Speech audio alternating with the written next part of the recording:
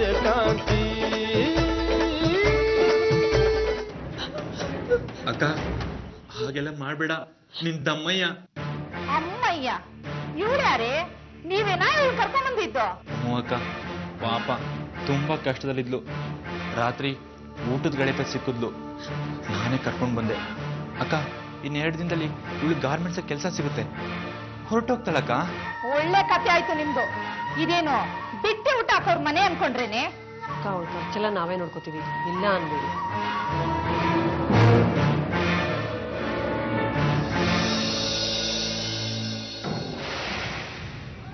ಕಾಂತಿ, ನೀನೇನು ಬೇಜಾರು ಮಾಡ್ಕೊಂಬೇಡ. ಅಕ್ಕನ ಬಾಯಿ ಸ್ವಲ್ಪ ಜೋರಷ್ಟೇ, ಆದ್ರೆ ತುಂಬಾ ಒಳ್ಳೆಯವಳು. ಬಾ.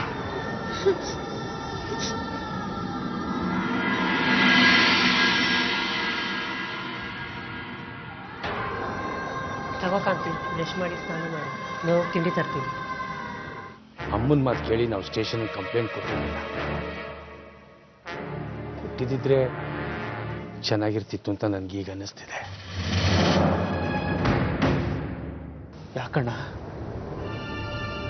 ನಮ್ಮ ಹೊಲದ ಹತ್ರ ರೈಲ್ವೆ ಟ್ರ್ಯಾಕ್ ಇದೆಯಲ್ಲ, ಅಲ್ಲಿ ಒಂದು ಹೆಂಗಸಿನ ಹೆಣ ಸಿಕ್ಕಿದೆಯಂತೆ.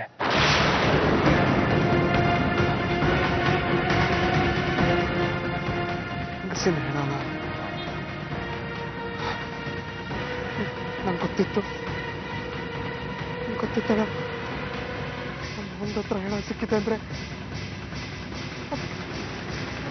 ಆಗಿರುತ್ತೆ. ಯಾರು ಅಂತ ಗೊತ್ತಿಲ್ಲ ಕಣ, ಅದಕ್ಕೆ ಹೋಗಿ ನೋಡ್ಕೊಂಬರೋಣ ಅನ್ಸ್ತು. ಬರ್ತೀಯ? ಹೋಗಿ ಬರೋಣ. ಆಯ್ತಣ್ಣ, ಹೋಗೋಣ. ನಾನು ಬರ್ತೀನಿ. ನಡಿ ನಡಿ.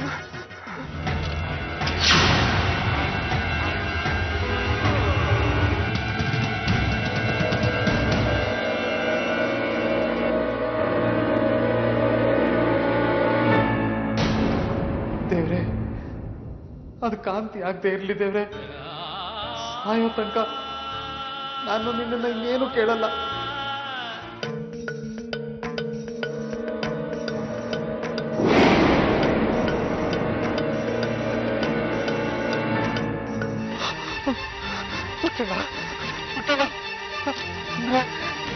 ಅಂದ್ರೆ ಕಾಂತಿ ನೀನಾ?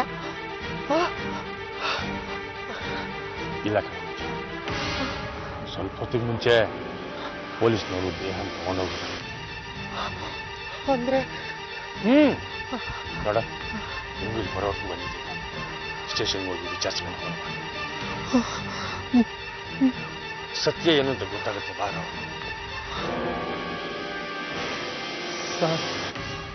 ಏನೇ ಗೋಳು? ಆಗಿಂದ ಇದೇ ಆಯ್ತಲ್ಲ ನಿಂದು? ಹಾಗನ್ಬೇಡಿ ಸರ್. ಸಾಹೇಬರು ಬರೋ ಟೈಮ್ ಆಯ್ತು, ಸುಮ್ಮನೆ ತಲೆ ತಿನ್ಬೇಡ. ಹೋಗಯ್ಯ. ದಯವಿಟ್ಟು ಇಲ್ಲ ಅನ್ಬೇಡಿ ಸರ್.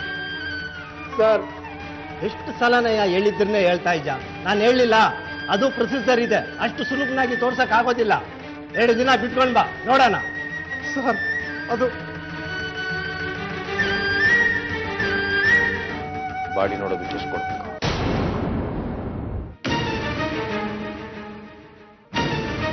ಏನಾನ ಆಸ್ಪತ್ರೆಯಲ್ಲಿ ಇಟ್ಟಿದ್ದೀವಿ. ಆತ್ಮಹತ್ಯೆ ಕೇಸಲ್ಲ, ಶವಾಗಾರದಲ್ಲಿ ಇಟ್ಟಿದ್ದೀವಿ. ಅದೆಲ್ಲಿದೆ? Channapatna government hospital.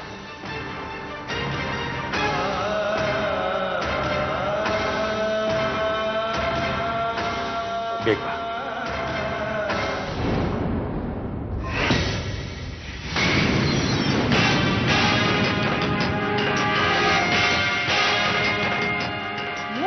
ಗಡತ್ತಾಗಿ ಕೂಳ್ ಕತ್ತರಿಸ್ಬಿಟ್ಟು ಕುತ್ಕೊಳ್ಳೋದಿಕ್ಕೆ ಇದು ನಿಮ್ಮ ಅತ್ತೆ ಮನೇನೂ ಅಲ್ಲ, ನಿನ್ನ ಮನೇನೂ ಅಲ್ಲ.